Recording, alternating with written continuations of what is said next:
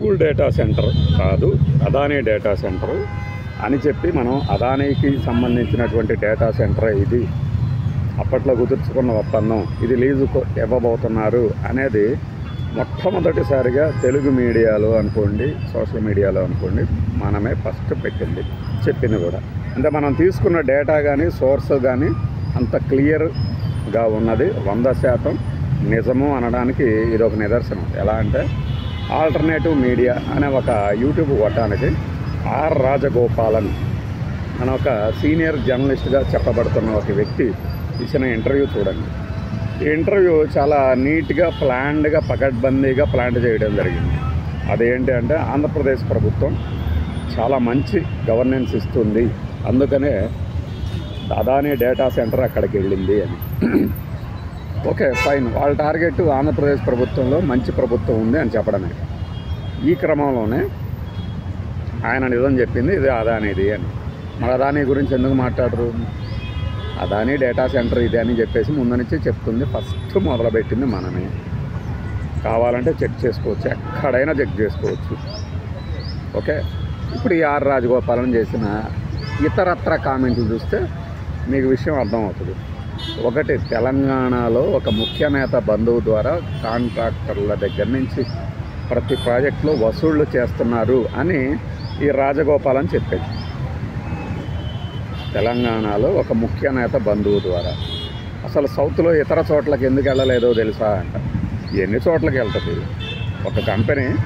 ఎక్కడ పెడితే అక్కడే పెడుతుంది. 4-5 చోట్ల పెట్టుకోలేదు కదా. ఇంకా ఏదైనా అది విస్తరించే సామర్థ్యం, అవకాశం ఉన్నటువంటి రంగం అయితే చేస్తుంది. డేటా సెంటర్ ఏంటి అసలు? ఒకటి ఎక్కడైనా పెట్టచ్చు ప్రపంచంలో. ఒక చోట పెడితే సరిపోద్ది, కానీ ఎక్కువ చోట్ల పెడితే ఏంటంటే ఎక్కువ చోట్ల వ్యాపారం తెచ్చుకోవచ్చు డేటా సెంటర్లో. ఫైన్. ఆయన చెప్పిందేంటి? తమిళనాడులోనేమో ఒక ముఖ్య నేత అల్లుడు వసూలు చేస్తున్నాడట. మరి ఈ విమర్శలు ఎవరి మీదో నాకైతే తెలీదు, నేను అంత ఆసక్తి చూపించాల. కర్ణాటకలో అయితే అసలు గవర్నెన్సే లేదట, అందుకే ఆంధ్రప్రదేశ్కి వెళ్ళాయి. ఈ అవకాశాన్ని చంద్రబాబు నాయుడు గారు చక్కగా వినియోగించుకున్నారు అని మాట్లాడాడు ఆయన. ఇది పచ్చి బూటకం. ఎందుకంటే ఒకటి, ఇక్కడ వాళ్ళ అవినీత వీళ్ళ అవినీత అనేది పక్కన పెడితే ఇతను చేసిన కామెంట్లను చూస్తే, అంటే మనం నిర్ధారించట్లా, ఆయన చెప్పిన మాటలు చూస్తే కర్ణాటక, తమిళనాడు అవినీతులు కూరుకుపోయినాయట. ఆంధ్రప్రదేశ్ చక్కగా ఉందట. వీళ్ళ బంధువుల ద్వారా వీళ్ళు వసూలు చేస్తున్నారట అని చెప్తూ దీన్ని చంద్రబాబు నాయుడు గారు వినియోగించుకున్నారు అన్నారు. లేదంటే ఆంధ్రప్రదేశ్ ప్రభుత్వం అని చెప్తూ అదానీ అందుకే అక్కడ పెడుతున్నాడు. అదానీ కార్యాలయ ఉద్యోగులే తనతో ఈ మాట చెప్పారని ఆర్ రాజగోపాలన్ చెప్తున్నాడు. ఆయన అదానీ కార్యాలయ ఉద్యోగులే.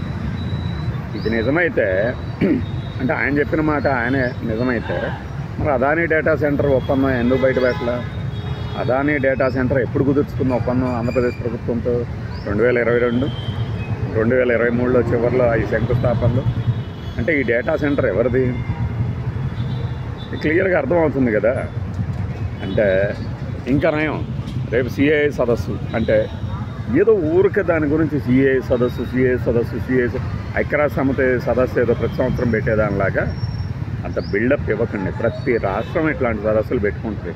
చివరికి బీహార్ కూడా వైబ్రెంట్ గుజరాత్ అని, ఎమర్జింగ్ బీహార్ అని, షైనింగ్ ఒడిస్సా అని, ఈ టైటిల్ వేరే ఉంటాయి స్లోగన్లు. నేను చెప్పిన ప్రతి స్టేటు అట్లా పెట్టుకుంటూ ఉంటాను. చివరికి జార్ఖండ్ కూడా పెట్టింది. ఎందుకు చివరికి అనే పదం వాడా అంటే అక్కడ మైనింగ్ ఇతరత్రా తప్పితే పెద్దగా వ్యాపార అవకాశాలు లేవని కొంతమంది చెప్తుంటారు కాబట్టి నిజమేదైనా కానీ. అలాంటి కోణంలో సిఐఐ అంటే వ్యాపార వర్గాల ఛాంబర్ ఆఫ్ కామర్స్ ఇన్వెస్ట్మెంట్ సదస్సు. అది వ్యాపార వర్గాలని ఆకర్షిస్తాము అనే పేరుతో జరిగే సదస్సు. ఇక్కడ కూడా అదానీ గారు వచ్చి ఏదో ఒక పన్ను కుదుర్చుకోవచ్చు. దాని గురించి కూడా అప్పుడు అర్థం రాస్తారు. అప్పట్లో ఈయన రేవంత్ రెడ్డి గారు చాలా గొప్పగా చెప్పారు. ఏది? అదానీ మన దగ్గర అవినీతిగా సంపాదించాడు, జాతి సంపదను దోచుకున్నాడు, అందుకనే నేను రాబడుతున్నాను. ఎంత గొప్ప లాజిక్ ఏంట్రా స్వామి అంటున్నాను. అంటే ఫైన్, ఎవడి పాలసీలు వాళ్ళవి, ఎవడి విధి విధానాలు వాళ్ళవి. ఆ పరంగా వాళ్ళు ముందుకెళ్తారు, అభివృద్ధి చేస్తారు, ఉద్యోగాలు తెస్తారు, ఉపాధి అవకాశాలు కలిగిస్తారు.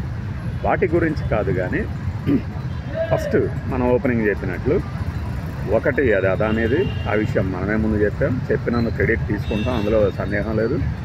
రెండవది అవినీతి లేదు కాబట్టి ఇక్కడికి వచ్చారండి. అవినీతి లేదు కాబట్టి ఇక్కడికి వచ్చారు అంటే అది గూగుల్ గురించి చెప్తే కొత్తదైతే, మరి అదానికి ఏం సంబంధం? మేము అందుకనే అక్కడికి వెళ్ళామని చెప్పడానికి క్లియరా?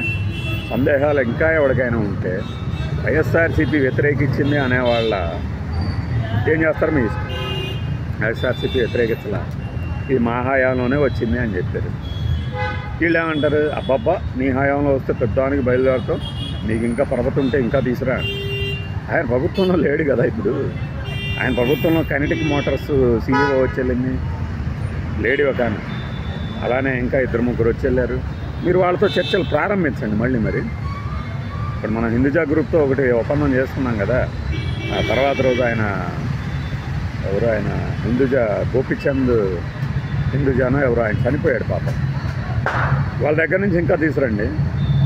ఓరకల్లో విజయవాడ దగ్గర ఒక పారిశ్రామిక వాడలోను already Ashok Leyland bus building unit ఉంది. దాన్ని విస్తరింపజేస్తూ కొత్త ఒప్పందంలాగా మాత్రం భ్రమింపజేయకండి. ఒప్పందాలు తీసురండి, పెట్టుబడులు తీసురండి, ఎవడో వద్దండు. మీరు తీసుకొచ్చారు కదా అని అక్కసపడేవాళ్ళు చాలా తక్కువ మంది ఉంటారు. ఆ తక్కువ మందికి మీరు ప్రాధాన్యత ఇస్తూ అసలు వాస్తవాన్ని మరుగుపరుస్తామంటే ఎలా? ఇప్పుడు జగన్మోహన్ రెడ్డి కానీ ఆయన పార్టీ కానీ ఫ్యాక్ట్స్ తెలిసిన వాళ్ళు కానీ ముందు నుంచి మాట్లాడింది ఏంటి? ఇది ఎవరు మాట్లాడారు? చాలా కొద్ది మందికే తెలిసింది. గుజరాత్లో కూడా ఒక డేటా సెంటర్ ఉంది, అది లీజ్ మీద వెళ్ళింది. అది ఎవరికి? ఇంకా మీకు ఇంకా చెప్పాలంటే గూగుల్ పేరు రాకముందు గూగుల్ సబ్సిడరీ అని ఒక పేరు కూడా చెప్పారు, మీకు గుర్తుందో లేదో. గూగుల్తో అనౌన్స్మెంట్ ముందు రోజు దాకా అది హడావిడి చేశారు. అరే ఇది సబ్సిడరీ అంటే పేరు పెద్దగా స్ట్రైకింగ్ వెళ్ళట్లేదు జనాల్లోకి, మనం డైరెక్ట్ గూగుల్ పేరే చెబుదాము అనేసి ఉన్నారు. ఆ సబ్సిడరీ సంస్థే గుజరాత్లో హైర్కి తీసుకుంది అదానీ దగ్గర.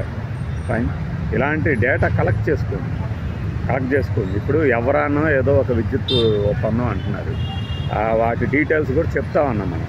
ఎందుకు ఇంకా చెప్పలేదంటే అంత ఆసక్తి లేదు. వాళ్ళు అనౌన్స్ చేయనివ్వండి, అది ఏం ఒప్పందము, ఎలాంటి ఒప్పందము డీటెయిల్డ్గా ఎవరికైనా దొరుకుతుంది కాస్త రీసెర్చ్ చేస్తే. అంటే మషిపుషి మరేడు కాయ శశ్ ఉన్నారు అని చెప్పను కానీ ఒక మాయాజాలం, ఒక ఆరాలో బతికేలాగా మాత్రం చేస్తున్నారు. నిన్నేవో 2 కొత్త పదాలు వచ్చినాయి, డేటా డ్రివెన్ టెక్నాలజీతో పాటు ఇంకేవో వాడారు, గుర్తులేదు నాకు. అంటే ఎన్నని మన డిక్షనరీలో చేసుకుంటాం కొత్త పదాలు ఎప్పటికప్పుడు. ఇది ఒక ఈవెంట్ ఏదో ఒకటి జరుగుతూ ఉండాలి అంటే ఎస్, అంతకుముందే మనం చెప్పాం ఆంధ్రప్రదేశ్లో ప్రతిరోజు ఒక ఈవెంట్ జరుగుతూ ఉండాలి అనేది వీళ్ళ ఉద్దేశం నాకు కనపడుతుంది అని మనం చెప్పాం లేదో మన వీడియోలు చూసే వాళ్ళందరికీ తెలుసు. అదనమాట సంగతి. అదానీ డేటా సెంటరే అది, గూగుల్ కూడా అందులో భాగస్వామ్యం. దీని విషయాన్ని మరుగుపరిచిన మిగతా వాళ్ళు చాలా తామేదో ఆంధ్రప్రదేశ్ ప్రభుత్వం నిజాయితీగా ఉందని చెప్పే ప్రయత్నంలో అసలు విషయాన్ని బయటపెట్టిన రాజగోపాలన్, అది దాంట్లో విషయ.